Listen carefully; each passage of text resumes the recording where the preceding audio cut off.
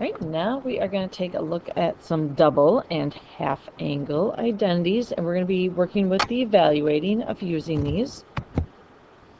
So the first thing I want to sit there and think of is how could we prove the sine of 2x? This is what we call a double angle identity, or doubling what the value of x would be. And we've taken a couple days off of the proving part of this, but I want you to think about the sine of 2x. What's another way that you can think of 2x? Well, another way you can think of sine of 2x is the sine of x plus x. And now what I've done here is I've gone from the sine of 2x and I've turned it into the sine of a sum. And so if I use my sum and difference identities that we just did, we could go ahead and say that the sine of u times the cosine of v plus the I'm missed an s there, plus the cosine of u times the sine of v. That's how we expand that out. Once again, you can't use that distributive property. Now notice here, sine of x times cosine of x times sine of x. 2 times 3 is the same thing as 3 times 2. And so these are the same as each other. So when you add those together, that right there is equal to the 2 sine x cosine x.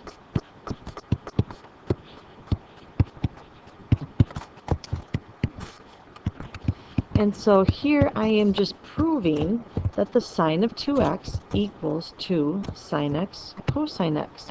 And that is the first double angle identity that we're going to take a look at. Now, if you look at your little sheet, you're going to notice that there is only one double angle identity for the sine of 2x. When you look at cosine, there's actually 3 of them, and tangent, there's only 1 as well. So let's take a look at, well, why are there 3 of them for cosine? So how can we rewrite the cosine of 2x? Well, we can rewrite that as the cosine of x plus x.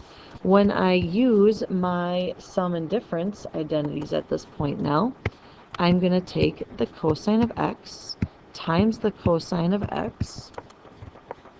Now I have to subtract the sine of x times the sine of x.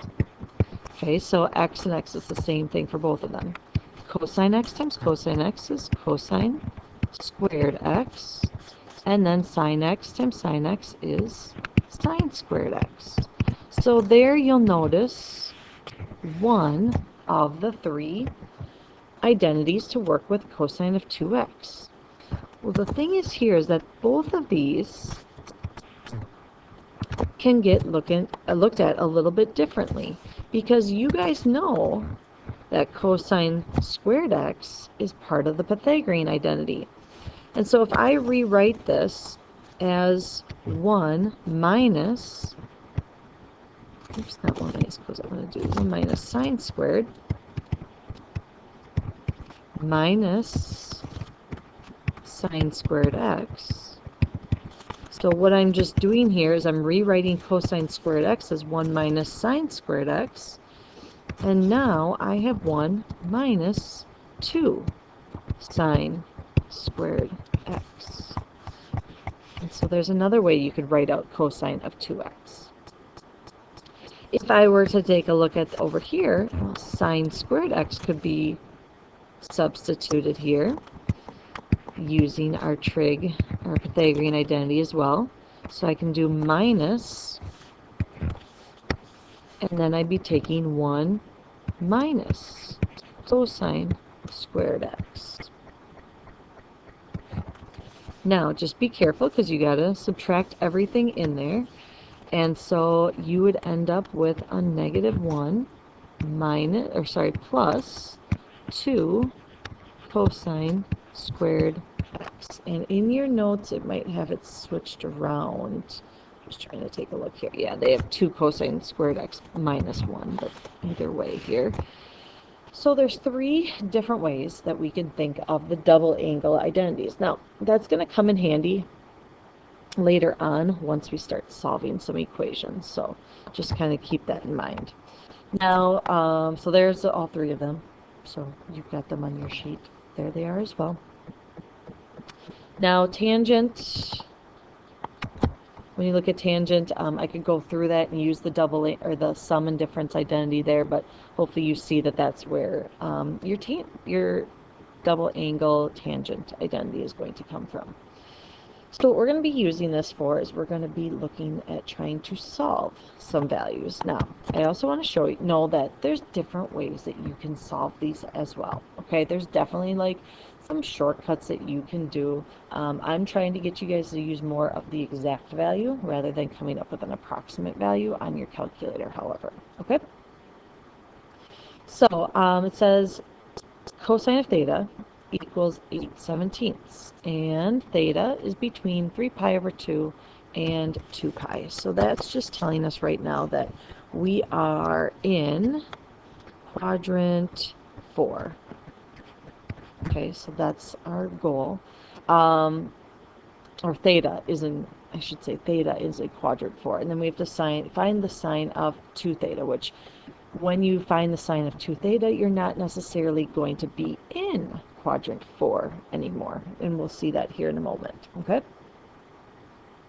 So in order to find the sine of 2 theta, we know that this is equal to 2 times the sine of theta times the cosine of theta. And we know what the cosine of theta is because that's given to us as 8/17. What we need to do here is we have to go ahead and find sine of theta. Now, this whole idea of being in the 4th quadrant is what we just have to make sure we're paying attention to at this point, okay? So, if I go back to where we were last chapter, and cosine, and I'm going to put my triangle down here in the 4th quadrant. I'm going to treat theta as it's here. Cosine is going to be the adjacent over the hypotenuse, so here's 8, and here's 17. So we're going to go ahead and have to find our opposite side. So 17 squared minus 8 squared will give us our opposite side squared. And let's see, 17 squared minus 8 squared is going to give us 225. And so then that means our opposite side here is 15. Now because I am in the 4th quadrant, that's going to be a negative 15. So when we take the sine of theta, we're going to be at negative 15 over 17. So now I'm going to go ahead and to evaluate what the sine of 2 theta is, I'm going to multiply this all out. So 2 times negative 15 times 8, divide that by 17 times 17. And you should get negative 240 over 289. And there we have it. All right, let's try another one. If sine of theta equals negative 1/3, and theta is between pi and 3 pi over 2, so that's telling us we're going to be in quadrant 3, find the tangent of 2 theta. So we are going to go ahead and take 2 times the tangent of theta divided by 1 minus tangent squared theta. Now our issue here is we just need to be able to find out what tangent is. And once again, since you're given sine, and we're going to go into that 3rd quadrant here, sine is negative 1/3, so opposite over hypotenuse, so this is going to be negative 1. Here's going to be 3. Find our adjacent side here, so 3 squared minus a negative 1 squared. So that's 4 minus 1, which is going to give us, I'm sorry, 3 squared is 9. 9 minus 1, so it gives us 8 equals x squared. So then square root of that, so this is going to be the square root of 8. and square root of 8 here, which could simplify to 2 square root of 2. Alright, so now that tells us that our tangent of theta, which is opposite over adjacent, so negative 1 over, and this should be a negative 2 square roots of 2, right? So then that's going to end up being positive. I can multiply by the square root of 2, so I'm going to get the square root of 2 over 4. I should just work that out so that I don't confuse any of you real quick. So I rationalize my denominator here, then 2 times 2 is 4, square root of 4 is 2, 2 times 2 is 4, and then I get the square root of 2 up on the top. So there's my tangent. So I have 2 times the tangent of the square root of theta, which is square root of 2 over 4, divided by 1 minus square root of 2 over 4 being squared.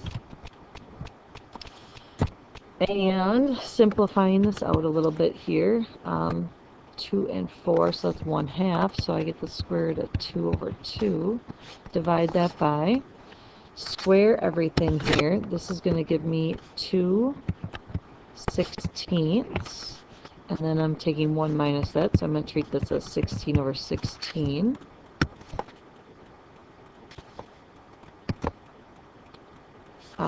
Or I suppose I could be working with eighths as well. That's okay. We'll just simplify it as we go here. 16 minus 2, so that's 14/16. So I can divide both of those by 2. So that'll give us 7/8. So I'm just going to go ahead and simplify this right here. So this is 7/8. So now, since I'm dividing, I'm going to multiply by the reciprocal. So multiply by 8 over 7. And then what we should end up with here is 8 square roots of 2 over 14, which 8 and 14 can simplify. So that would be 4/7. So I'm going to get 4 square roots of 2 over 7. And based off of this right here, now you might be saying, well, aren't we in quadrant 3? So shouldn't, well, I suppose we are in quadrant 3 here, so our tangent is positive, which is good.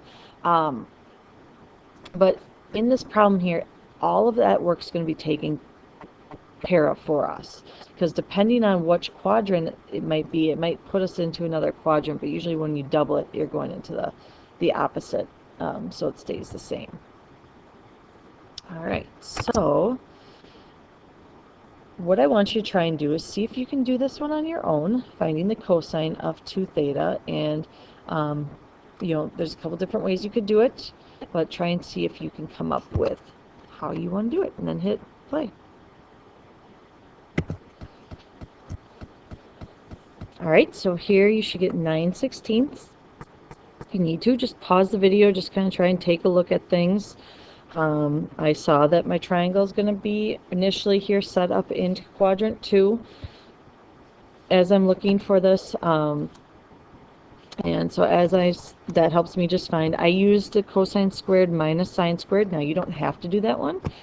You could just find sine theta, and you know, then you could be taking 1 minus 2 times that value squared, however you want to do this. But this is just the way that I chose to do this problem. Okay. All right, now we're going to take a look at the half angle identities, which is exactly that. You're going to cut angles in half. So kind of another way of, say, finding the cosine of 15 degrees rather than using the sum and difference. You could cut the angle in half, take 30 degrees and divide by 2. I'm not going to show you the proof on these. You can look those up on your own if you want to, but sine and cosine are both plus or minus, because you are going to have to be careful of which quadrant you are in, and I'll show you that here in a minute. When you're doing the double angle ones, when you use the formula, you don't have to be careful about that. So that's the beauty behind that. The formula works it into the problem, whereas here you are going to have to take a look at which quadrant you're going to end up in. All right, so taking a look at the cosine of 67.5. Okay, now you got to tell yourself right now that cosine of 67.5, okay, that right there is in quadrant 1, right? Okay, it's between 0 and 90 degrees. So if we're trying to find the exact value of that, it's not on our unit circle. But if I were to take that 67.5 and multiply it by 2, we could rethink of this as the cosine of 135, divide that by 2. So you're going to take the angle of 135 degrees, which is no longer in quadrant 1.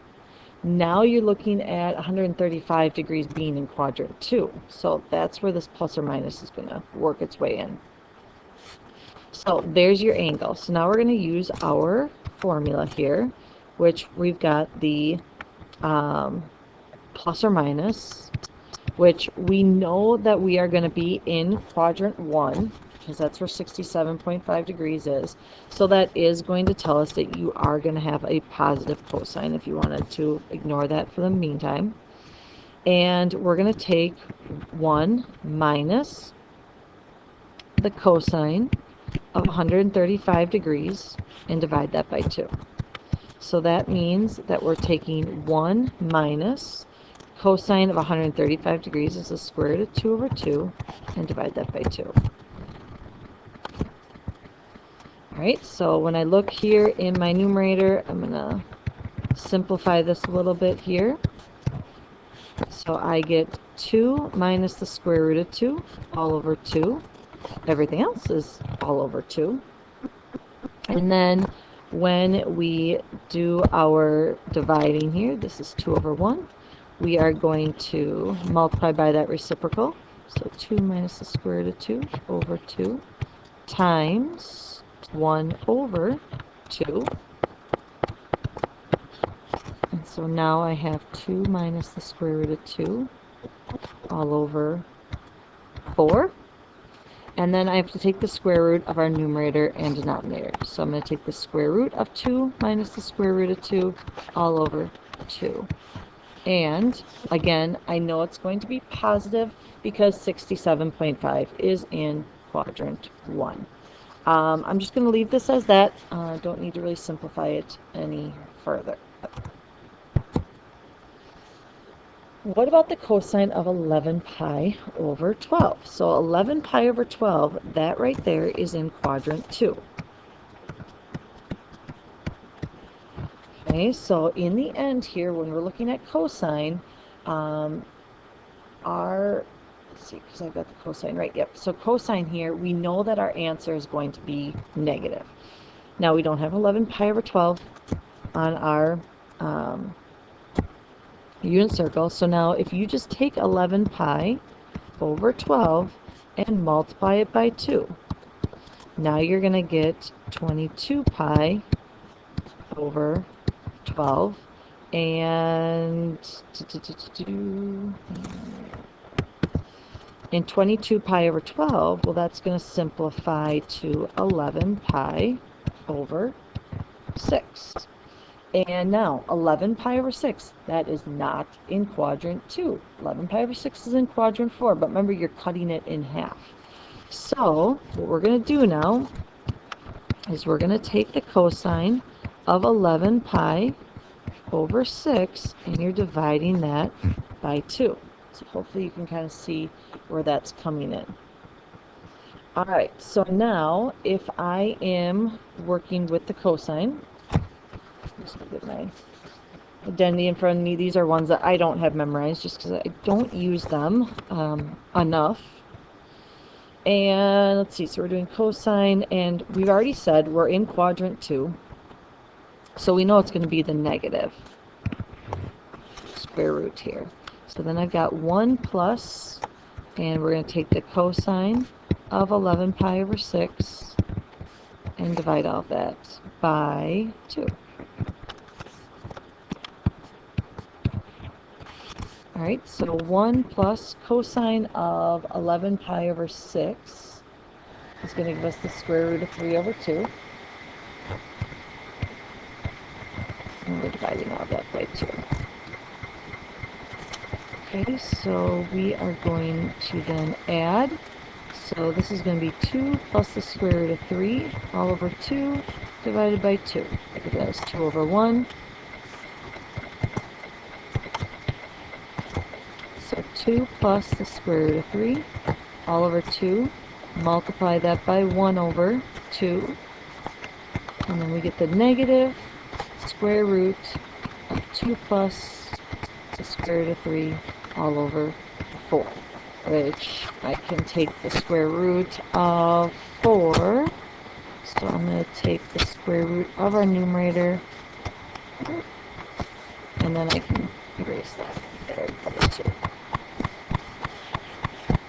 So even though we are in, because our 11 pi over 12 is in quadrant 2, we're using the 11 pi over 6. And again, the plus or minus right there is what we have to go off of to help us with that. So now, what if you don't know which quadrant or what value you have, okay? So here they're telling us that cosine theta is equal to negative 3/8. And initially, based off of this here, they're telling us that we are going to be between pi over 2 and pi. So that's in quadrant 2. But now what we're trying to do here is we're trying to cut this theta in half. So with that being said, to figure out which quadrant our final answer is going to be in here, we have to divide everything here by 2. So really we want to be between pi over 4 and pi over 2. So your final answer, okay, so our final answer is going to put us into quadrant 1. But initially, you know, if you wanted to set up your value to find out what theta is, you would be over here in quadrant 2. Alright, so hopefully that makes a little sense. So now to find the sine of theta over 2 here then, you've got, which would be our plus or minus here, and we would have 1. Sorry, I'm cheating looking at the formula here. Sine of, so 1 minus cosine of theta divided by 2. So we know that cosine of theta is the negative 3/8. So that means here that I'm going to take 1 minus a negative 3/8 and dividing this by 2. When I'm subtracting, I'm actually adding. So this is the same thing as 8 over 8. So 8, 9, 10, 11 eighths divided by 2 is what we're looking at here. Since I'm dividing by 2, I'm going to multiply by that reciprocal. So I have the square root of 11 eighths times 1 over 2. So now you have the square root of 11 sixteenths. And then we can take the square root of that denominator, so we get square root of 11 over 4. Now, because I am going to be in quadrant 1, your sine value there is positive, so we're going to be working with that positive value here. The sine of theta over 2, we are going to be positive, so we get the square root of 11 over 4. So I know that's kind of goofy, but once again here, you know, if you were to say that this was, I'm just going to say 100 degrees right here. If that's what theta is, so say the cosine of 100 degrees is negative 3/8, you're trying to find the sine of theta over 2, that then puts that triangle over here and to the right. And not only that, it's not going to be the same thing, but your angle is going to be half of what it was. So you got to be careful about that part. All right, so I think what I'm going to do here is I'm going to propose you do one on your own before I send you off on your. And let's go ahead and say that the sine of theta is equal to negative 12. This is a 12. So negative 12 thirteenths. And theta is between 3 pi over 2 and 2 pi to begin with here. And I want you to find the tangent of theta over 2. Okay? So go ahead, try and see if you can pause the video and see if you can solve this out. Alright, this one you do have some options since there are 3 different formulas you can use for the tangent of theta over 2. What I went ahead and did is I took a look at my values here. I knew in the end I was going to be in quadrant 2, which means that my tangent should be negative. Okay, so that's just something to be thinking about. But I used the formula of 1 minus cosine theta divided by sine theta. I just didn't want to worry about the square root stuff. So, with that being said, I had to find out what cosine of theta was. So, I used the given information. I set up a triangle in the 4th quadrant, and then I found my cosine value. So, I was able to plug those in and then easily do the arithmetic to be able to solve for what the tangent of theta divided by 2 is going to be. What, if anything, you're starting to realize with a lot of these problems is it's not like you can't just get it done in probably like 30 seconds. You really have to think through the process. Where are these values located? Because as we start to look at solving equations, especially with the inverse sines and cosines and tangents, that's what really can throw us off at times. So it's really important for us to have our location of where our triangle is.